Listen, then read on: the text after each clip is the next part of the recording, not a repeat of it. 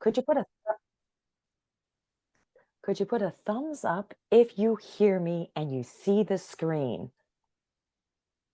Anybody? Thumbs up if you hear me or see the screen. We want to make sure that you are able. Oh, great. I see lots of thumbs ups. Excellent. Hello, hello. This is Asian Americans in Energy, the Environment and Commerce, aka known as AE2C.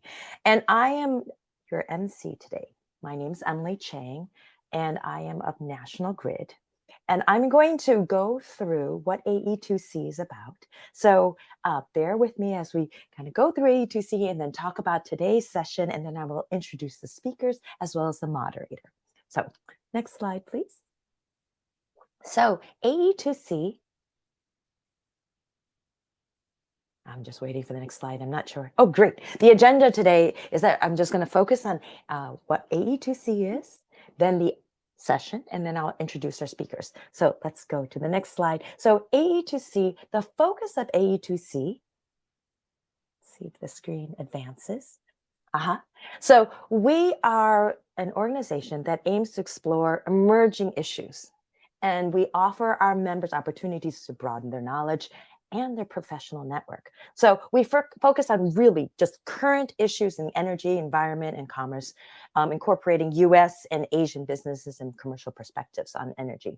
And we have a local chapter, and that's the Massachusetts chapter that is sponsoring this event. But we also have other chapters all over the country.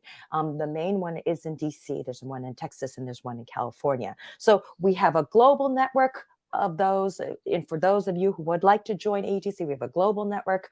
We also have a national network, and we also have a local network. And let's go on to the next slide.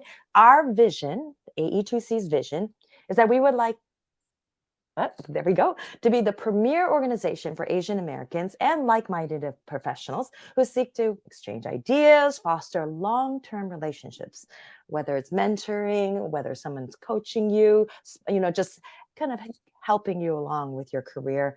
And so we develop opportunities that matter, of course, it matters related to energy and environment and commerce, but to really advance people of all different stages professionally.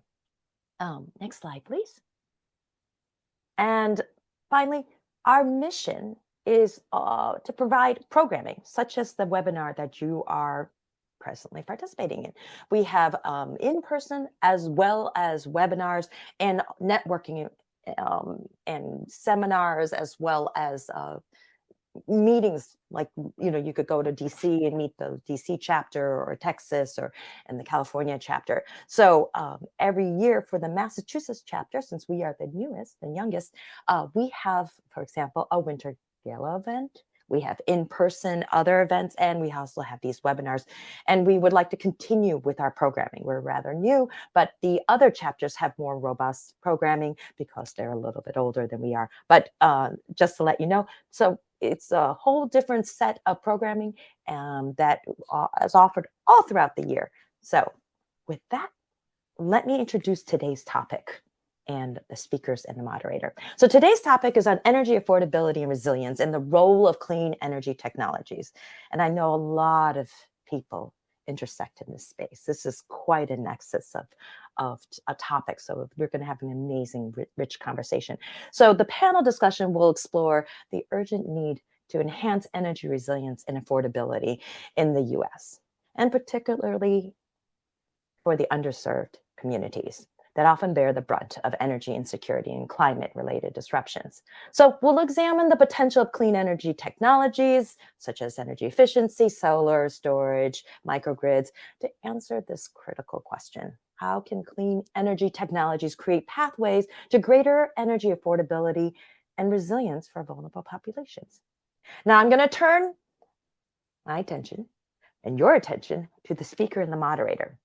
Oh, unfortunately, one of our speakers had an emergency, family emergency, so she is not able to make it. So Aparna will not be joining us. However, we have Mayur and Karina, and and the moderator will be Ishneet. So let's turn to the next slide so we could introduce our panel speakers, our esteemed guests. So Mayur, I'm could speak to it, but I'd rather you introduce yourself. First of all, thank you so much for having me here, and thanks, Emily, for a warm welcome. And I'm Mayur, founder and CEO of SuryaTech EV Power, a minority-owned small business based in Tingsboro, Massachusetts, and came to the US in 2014 with a one-way ticket and a lot of dreams. So, did my master's in solar engineering. After that, spent almost 6 years working in the solar development side of things, and then 4 years on the battery storage technologies for utility scale solar. After working for some time, I also was an adjunct faculty at the University of Massachusetts Lowell.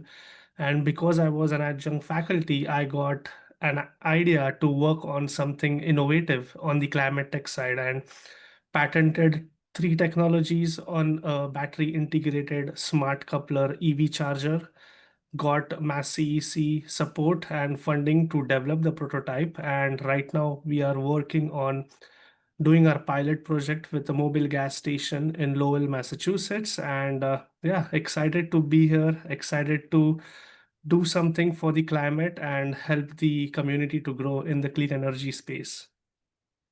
Wow. See, we're going to have an amazing, rich discussion. Karina, I would again read but I would rather you speak. And by the way, she was just nominated, and then she's part of the Forbes, the Belgium Forbes 30 under 30. So, Karina, would you like to come up? Yeah, thank you so much for the invitation. My name is Karina Yamamoto, and I'm the co-founder and CEO of Gridbrid. Gridbrid, in a nutshell, is an end-to-end energy software that helps companies to profitably plan, procure, and operate hybrid power systems. And we unified the technical, financial, and economic modeling for renewable, non-renewable, and storage assets of all sizes in one collaborative platform. And it's really a mission not just for the company, but me personally, to really accelerate the energy transition through technology.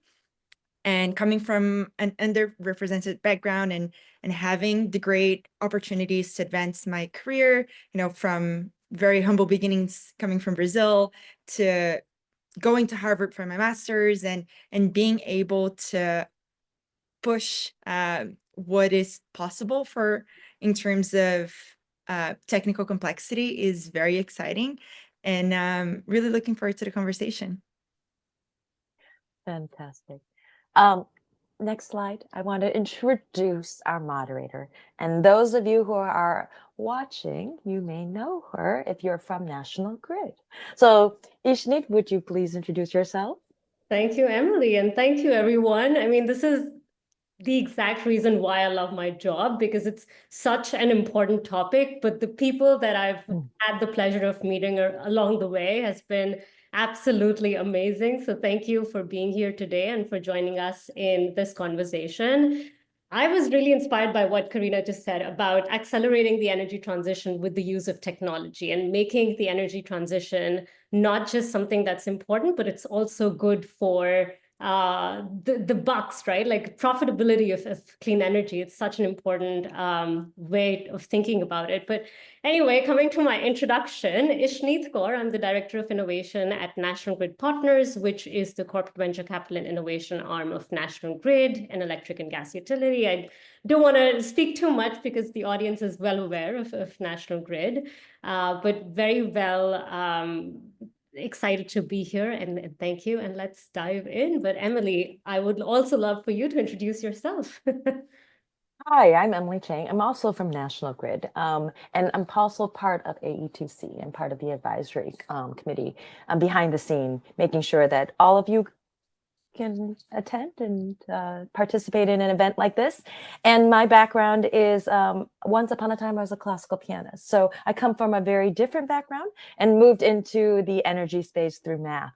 So without further ado, we are going to start this amazing webinar. And just for those who are jumping on now, you might be finishing and wrapping up the meeting. We are recording this session. So for those who weren't able to make it, hopefully you'll be able to watch this at a later time. So I'm going to turn it to Ishneet. Fantastic. Thank you. So given, our approach at A2C is about just starting at the core, right? And bringing everybody at the same side of things. So let's first talk about the definition and the terms that we're using. So the topic for today is energy affordability and energy resilience. And I just wanted to paint a little bit of picture around that. Energy affordability, it is very intuitive to us, right? Because we all get our electricity bills and we know what that looks like, but it's essentially the ability of all of us to afford our energy bills without compromising on any other essential needs. A common metric that is used to assess energy affordability is known as the energy burden, which is essentially the percentage of household income being spent on the energy bills. And what we consider here is that anything above than 6%, so if your utility bills are greater than 6%, your energy burden is high. And if it's above 10%, then it's severe. And that really means that you are having to choose between paying your electricity bills versus putting food on the table or medications or what have you. So that's really a dire situation. The estimates for the US are a little bit varied, but they range from 16% to 38% of US households who are falling in the high or severe energy burden. When you look at that from an overall macroeconomic perspective of the growing uncertainty, for example, JP Morgan has put a 40% probability that the US or the global economy will be in recession by the end of this year. And you may have seen sort of Moody's has downgraded the US credit rating given the deficit at the government order. So it's a tall challenge that we face. On the energy resilience side, it's essentially the grid's ability to come back from any disruptions, right? So it could be disruptions because of outages because of weather-related events that are essentially driving 80% of the outages, or it could also be, a different lens of looking at reliability, which is essentially how are you delivering power in the most sort of efficient way, in the more proactive maintenance and those kind of lenses. What I also wanted to get into a little bit is what are the challenging forces here? So you have climate change, and you have extreme weather events that are growing in frequency, duration, intensity. You have electricity demand, which has stayed flat for about 20 years and is now projected to increase by 1 to 3%. Also driven by AI, data centers, all the things we're excited about. And then you're also having to deal with a growing sort of uncertainty demand around the US consumer, how they're feeling, and the economy in general. And so if we were to look at these in a summary, the unprecedented demand growth that requires capital investments, right? Economic conditions that are uncertain, and your maybe even increasing weather-related climate that requires even more resilience investments. What I wanted to do here is just pause and turn it over to Mayur and Karina to add anything in the challenges. So let's just take a moment and hear from your perspectives. What do you think are the biggest challenges within the energy affordability and resilience space? I actually just gave a talk 2 weeks ago to the World Bank just about that. And what I gave as an example, because it's most recent, but it happened in Texas as well, was the blackout that happened in Spain and Portugal. And for many people, it was the first time that they really felt the helplessness when you don't have access to energy, right? I was born and raised in Brazil, so for me, blackouts were normal, right? But it's only when you lack access to electricity that you realize how important it is in your life from access to food, access to medicine, access to education, right? And I think that a lot of that has to deal with energy resilience as well, because as we are diversifying the grid, especially with renewables, which is great, which we should, we're also leaving a lot of failure points because of the volatility of renewables. And that's essentially something why we started Gridbrid. And that's because the grid is becoming increasingly complex. And when you pass the threshold of 10 to 15% of renewable penetration, the grid cannot really balance out the system without adding more balancing services. So, and anytime you're building new systems that have more than one technology, that's called a hybrid system, and that has an exponentially more complex system that you have to manage and build. And that's because depending on which market you're looking at, there's so many different markets for you to sell the energy and the balancing services that you need to take all of those things into account, into consideration when you're building those systems, which provides a lot of opportunities, but also a lot of complexities. And what's really at stake if we don't do it well, if we don't manage the energy transition well, is that we're going to break the energy transition. And that means that the bottom line is that the people that are going to suffer the most is the people that are on the fringes and that already can barely afford energy. And whenever there is a disruption in the system, when there's zero wind, zero sun that we didn't predict, they are the ones that are going to feel the most the spike in energy prices. So I think that there is a lot at stake, but there's also a lot of possibilities, not just for problem solvers, entrepreneurs, businesses, but also a lot of profitability opportunities to take advantage of new advancements in technologies, new advancements of new markets opening up in the balancing and ancillary services.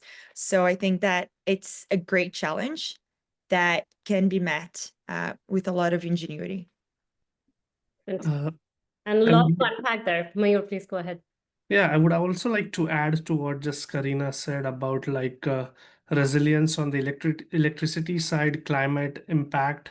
I think the demand is also significantly going to increase. Look around, like there are a lot of innovations happening on the AI side, and all these AI innovations will eventually need like a lot of data centers. And I was in the solar building side of the business for a long time. We were building utility scale solar projects. And what I have seen is the power purchase agreements in the past 3 to 5 years are mostly going towards these data centers. So a lot of big corporations are now investing a lot on the credit side of things, like climate credit to save on the taxes. They are investing a lot on the data centers, and I think there is a huge demand for generating more power. So in integrating renewables like solar, wind, hydro, and generating more power to meet this demand is one thing. And also new technologies are coming up, new data centers are getting built. So I think there is a huge need for more power. Absolutely. Awesome. Thank you both for adding your lenses to the key challenges and hurdles. And it's definitely a very complex topic, but what I wanted to focus initially on is to talk about what is actually working. So do you have, from your experiences, and Mayur, I'll definitely look to you because of your, solar, EV, and just expanding the access of clean energy technologies to consumers. Talk us through about how, do clean energy technologies reduce the energy burdens? And, if you've had experience working with low income or just disadvantaged communities. So there are two aspects to this, what we are working on at SuryaTech. So the EV charger, which we have patented and developed, integrates smart coupler technology, which basically avoids the panel upgrade from 110 to 240 volts. And you can just plug it into any 110 volt plug and charge your EV up to 100% in less than 2 hours. So that is the panel upgrade smart coupler technology we have. And then the second thing is integrating battery storage into an EV charger. So with the help of Mass CEC grant and National Grid support, what we are trying to do in Lowell is, in Lowell, there are a lot of EVs, but there are not many publicly accessible EV chargers. So a lot of the youngsters or Gen Z folks, they want to buy Teslas, but they don't have their own homes. They rely a lot on public charging stations, and they don't have so many EV chargers. So what we are doing with this particular project we are doing is that we are giving the small business an opportunity to get more foot traffic, and gas stations will actually harness solar power to reduce on their electricity bills. So we are installing a solar canopy with an EV charger. During the daytime, the solar power will be used to charge the EVs, and at night it automatically switches back to the grid power. So we are helping the EV owner to get the ease of convenience for EV charging, and then adding more foot traffic to that gas station owner, and then giving them a passive source of income to make more money apart from the actual gas station. So that is what we are doing at SuryaTech. That is very cool and very inspiring. Karina, would love to turn to you and get your perspective. I know you're looking into, this sort of planning of power plants and how to make that profitable, but more from a global perspective. So would love to hear about, the countries you're working with and, how they sort of interact with the disadvantaged communities and access. So we don't touch consumers. So we build power systems from mini grids all the way to utility scale power plants. That means that the smaller systems that we do are for usually industrial consumers, from manufacturers, data centers, as well as remote emergency mini grids. So one of the companies that we work for pro bono is Doctors Without Borders. So they can quickly plan and develop mini grids that can be resilient and that can be deployed and replicable for emergency situations like the one in Gaza, for example, so they can operate their hospitals. But also we have clients like Indonesia Power. Just for a bit of context, we work right now, we're a scale up. We work with 30 companies in 19 countries. A lot of them in developing countries, a lot of them going through their own energy transition and trying to deliver cheaper and cleaner energy to their communities. One of them is Indonesia Power, which is a state-owned energy producer in Indonesia. And if you're familiar with Indonesia, it's a large country, it's one of the most populous countries in the world. But a problem that they have is that it's scattered through thousands of islands. And the problem with that is that they don't have a very well integrated grid, which means that in every single island, they have mini grids that usually run out of oil generators or non-renewable sources that are highly pollutive. And what we're trying to help them to do is to use Gridbrid to essentially design systems to help them through the energy transition so they can build resilient mini grids that have renewable energy, but also have balancing services like pump storage or batteries. So it's not just affordable and clean, but it's also an energy that their population can rely on. And I think that that's the key, especially when you're thinking about making sustainability accessible and interesting, is really talking business and making those projects profitable. And I think that that's the only way to really make a strong case to why you should be investing in energy transition. Fantastic. Thank you both for sharing. Next, I would love to touch upon maybe, a perspective from National Grid. So, as a utility, like we have committed to investing 60 billion pounds, so that's $75 billion in the next 5 years to upgrade our infrastructure across US and UK. And, roughly half of that is in the US. So we're, all about like doing intentional investments for transmission, even like all the distribution stuff that needs to be changed and upgraded and so forth, but really doing it in a way where we can look at technologies that make this the most efficient way possible. So, advanced conductors, dynamic line ratings, and really just technologies that move away from how we used to, build the grid before these technologies. Let me just say that, we just built for peak demand, and not really get the most juice out of what was possible. Whereas now we're just being a lot more thoughtful of how do we, control our costs, not just from building infrastructure and CapEx perspective, but also on the operational efficiency perspective. And how do we make sure that everything from our predictive maintenance, like asset health, like how do we get better at predicting where the fault is going to occur and really just repairing that before an outage occurs. Even, in terms of like vegetation management, we have a lot of focus on that in Massachusetts. And then, looking at how can we internally make this so that we are reducing the burden on our customers, and bill impacts are very top of mind for us, as well as understanding the customer insight. So the next chapter for us is really understanding who are the customers, what are their real needs from utilities, and how can we make sure that the customers who are most ready to transition from, to a heat pump or, the clean energy solutions, that we can do and help them in the most possible, quicker way possible. But with that, let me just get to my next section, which is essentially, in your experience, when you have looked at, and Karina, you put this really well in terms of clean energy supply and how difficult and complex it is. So it's the supply that is becoming a little bit more unreliable or variable, if you might put it.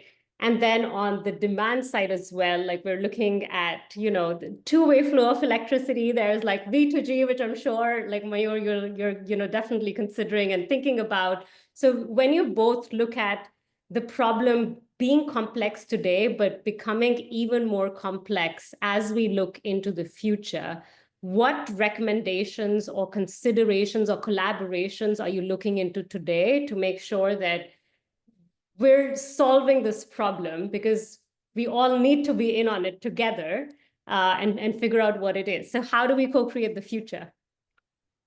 I can speak about from the EV charging perspective, Ishneet. So I am a National Grid proud. I use National Grid at my home.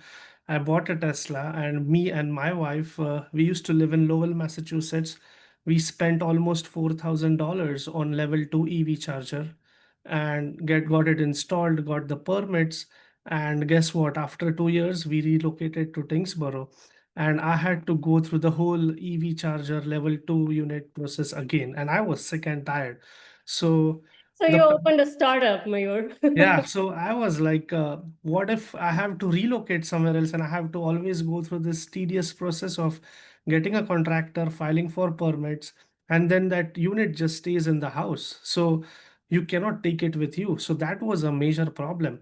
So electrical panel upgrades are needed. I think National Grid should definitely take into account, and these things are very expensive these days, and not a lot of people like to do that. So we got a patented smart coupler integrated into our charger, and it's like a suitcase charger. You can just plug it in, charge your EV up to 80%.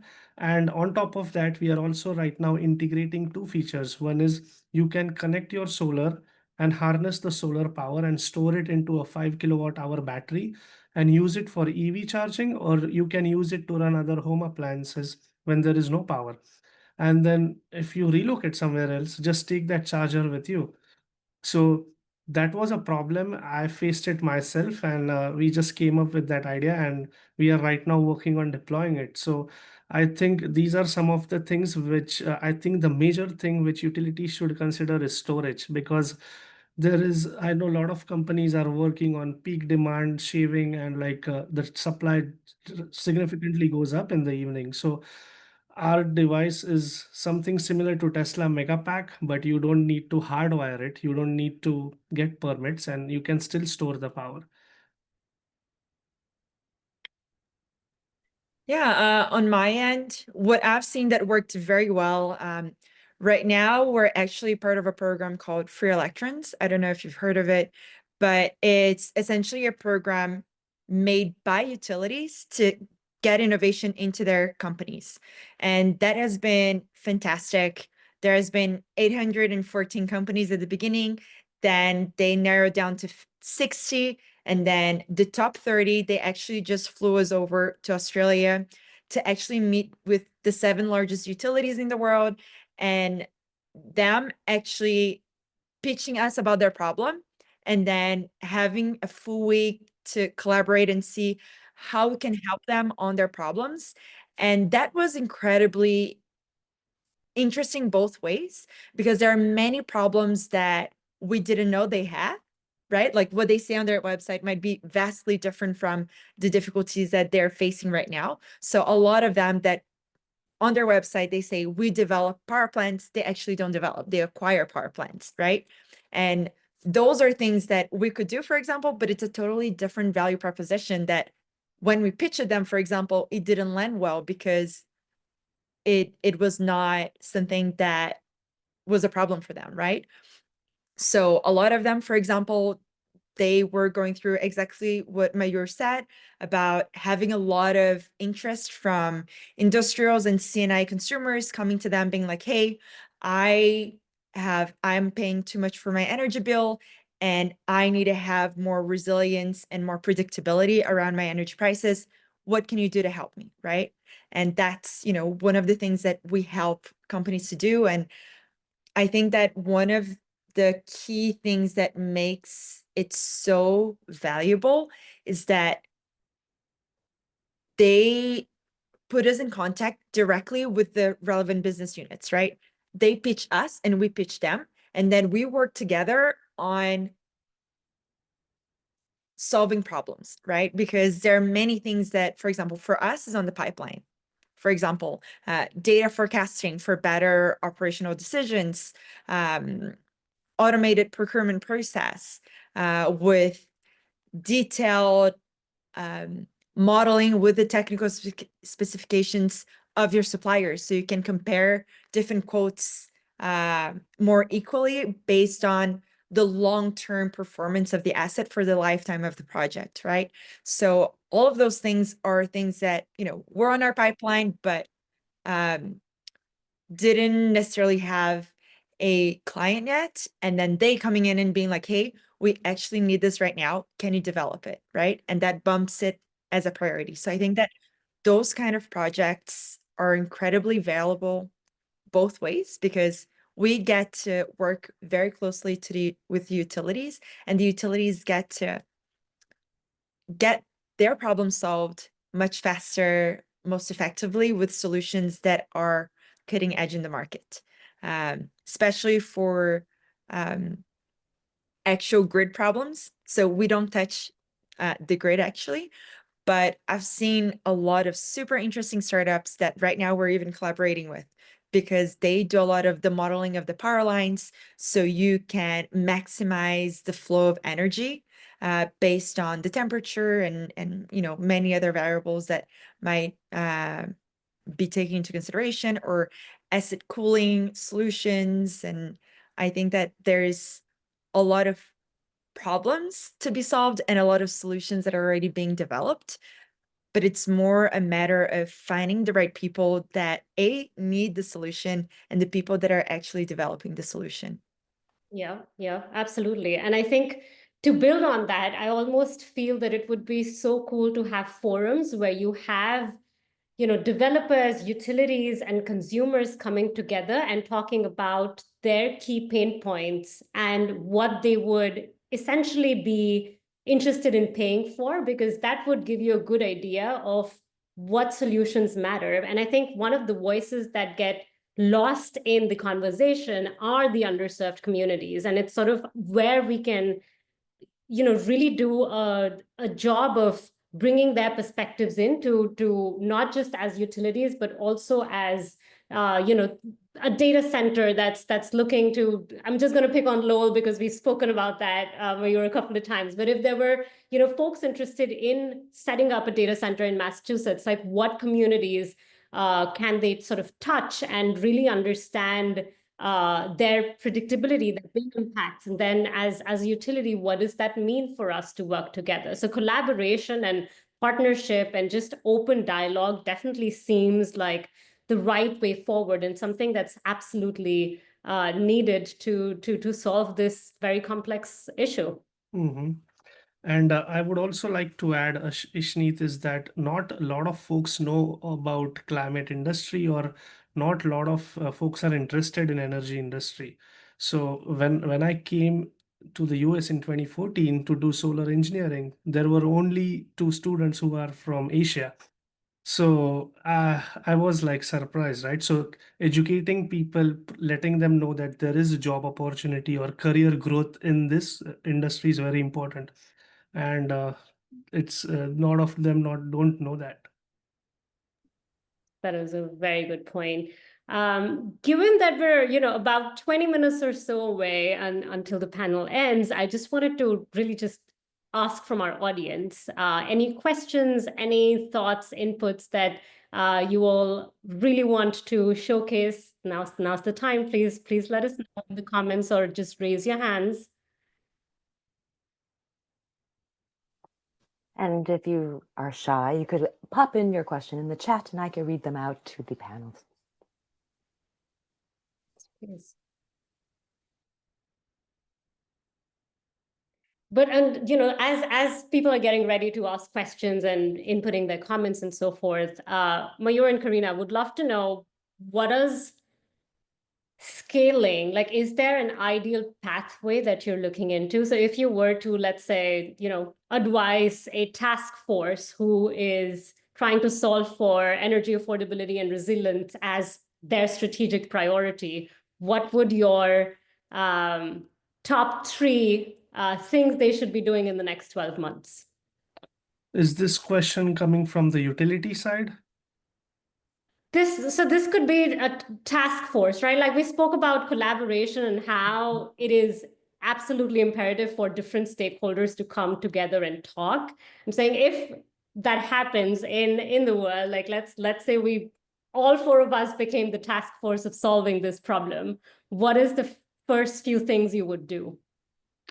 I would like to understand what the exact problem is and how much impact it will create if we solve the problem.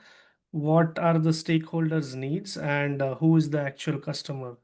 So those are the some of the three things, and then also the carbon emission credit, right? So that is also a very big deal these days. Like our charger is saving almost 2.5 gigaton of carbon emission. So these are 3 to 4 things I will focus on. I think for me, maybe I'm just a little bit biased by my work, but I think the future is really hybrid systems. And that's because solar right now is the cheapest way to produce energy, and that's renewable energy. Sun is abundant and it produces a lot of energy, but to make it resilient, to make it feasible, we need to couple it with balancing services so you have that reliability factor that is incredibly important. So I feel like having scalability path for that to happen is very critical. And for that to happen, I see a lot of roadblocks in terms of financing. And that's exactly because of the complexity, right? It's hard enough to predict the profitability profile of solar panels with changing weather, especially with climate change. How reliable are those forecasts, but also, adding different technologies, different suppliers, that changes the whole financials of the systems. And I feel like investors right now are either not deep enough into the industry, or they're very scared of making those commitments. And I think one of the things to keep in mind for that is that depending on where you are, obviously, there's a lot of complexity, but there's a lot of profit to be made out of that complexity. For example, if you're adding storage, for example, right now in Europe, you can make super profits, right? You can do a lot of arbitrage, and you can essentially get paid to charge your batteries and then get paid for balancing out the grid after. So I feel like it's a very interesting time to be within the energy industry, because there's a lot of challenges, but there's also a lot of opportunities and a lot of profitable opportunities for the people that take those early risks. because again, especially there's a lot of frontier markets, not just, in new states that are adding those ancillary markets, but a lot of different countries out there as well, like Japan, Poland, that are adding more markets where you can trade not just energy, but also your balancing services. Australia, for example, we just came from there. They have 10 ancillary service markets, right? That means it's very complex. But if you do it well, and if you have a way to have data-driven insights into what are all your possible strategies of how you can couple different technologies, different markets, how to make the best trading strategies, and how to prepare for that for maybe, I don't know, maybe 5 years. In 5 years, you can try to forecast that there is going to be a battery market overcrowd. What would your financials look like if there is a disturbance in the wind production that is very cyclical? What that's going to look like, right? And I feel like having the tools to help them make those informed decisions is incredibly important. And that's something that I hope that we can do it well. But I think that navigating complexity is hard enough, right? And that's why you have so many specialists that look at only battery, only solar, on economists just looking at market rules, and then penalties, and then financiers just looking at the balance sheet, right?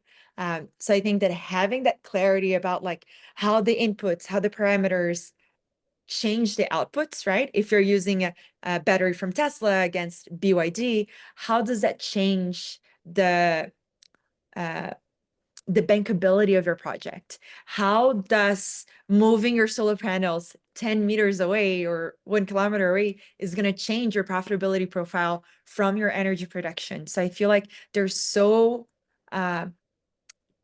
much complexity that I feel like a lot of people get discouraged and try to run away, especially, financiers. But I also feel like higher the risk, higher the profit, but you just need to be able to make calculated risks, right? And I have high hopes for that. Fantastic. And that also, opens up this huge opportunity because as you were talking about the ancillary services, the US, especially like the Northeast, let me speak to the US Northeast, we don't really have time of use rates, right? Like we don't really do things that I'm sure we can learn a lot from, be it from Australia or Europe.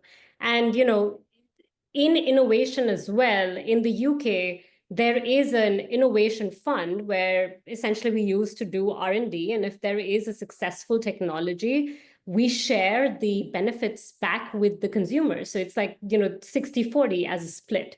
And so it's almost like you have these things that are working from a regulatory strategy perspective elsewhere in the world, and considering that in the US perspective, and just taking best practices and things that are learnings from other countries and maybe implementing that here. Like that would be a really good consideration and next step, and basically like my sort of something that I push for sure. Awesome. Well, thank you, Emily. We don't have any questions in the chat. What do you recommend as the next step? Well, in terms of just closing out the session, we could close out a little bit earlier than we had anticipated because we did lose one of our speakers. I would like to hear from everyone, including you, Ishneet, just kind of like your closing remarks of obviously you already spoke about, future, these are kind of like ideal state, but we're in a current state now. If you had just one movement, one nudge from our current state, what would it be? And, I offered all three of you to give something to the audience because this is just such an amazing conversation. I'm so glad we recorded it too. Yeah, I can go first because it's very top of mind for me. I think we need to have forums like A2C, just having more frequent conversations of, I think, just bringing different stakeholders to the table from a customer perspective, from a regulatory perspective, from, a supplier and a utility and a distributor perspective to actually understand energy affordability and really craft the future together. So if there's one thing, I would just say more conversations in the industry for collaborations. But I'll let Karina. I feel like for me, I don't have answers to this problem, but I feel like in terms of energy affordability, I think the voices that get heard the least are the most vulnerable communities because they have the least willingness to pay, right? So I don't necessarily have a solution for that, but I think that it's very important in bringing access to energy to the people that don't have. And again, there is a business opportunity there. Right now, there is over 700 million people that don't have access to electricity, right? And that is an affordability issue, that is a reliability issue, it is a connection issue. And there must be ways for us to bring equitable access to energy to everyone, right? And to have those voices heard, again, I don't know, except from what Ishneet mentioned in terms of bringing them to the table. I don't have a solution, but I know that it's incredibly important, and it is a win-win for everyone if we get it solved. Yeah, to answer to your question, Emily, I think as Ishneet mentioned, there should be more clear communication between a lot of different stakeholders, and then their voices should be heard, right? Like there are new innovative technologies happening, there are cutting edge technologies, but I never knew Ishneet was the director of innovation at National Grid until I came on this forum. So now I know who I have to reach out to. So these collaborations and having these connections is very important. So I think just getting out there, talking to people and trying to understand what are the new technologies which will help us grow together. That is very important. Well, thank you to all of you and to the participants who have joined us. Thank you so much for taking the time to not just share your expertise, but your passion. And obviously, you, all three of you are passionate about your work. It's not like you just go, ho hum, I'm going to work today.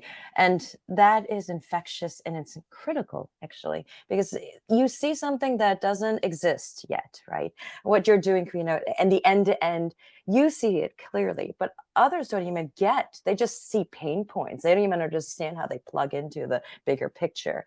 And so a forum such as today gives others then a point of view that we wouldn't otherwise. So thank you so much for your time, for taking the time to be part of this AE2C webinar series. And I just want to encourage those who are listening.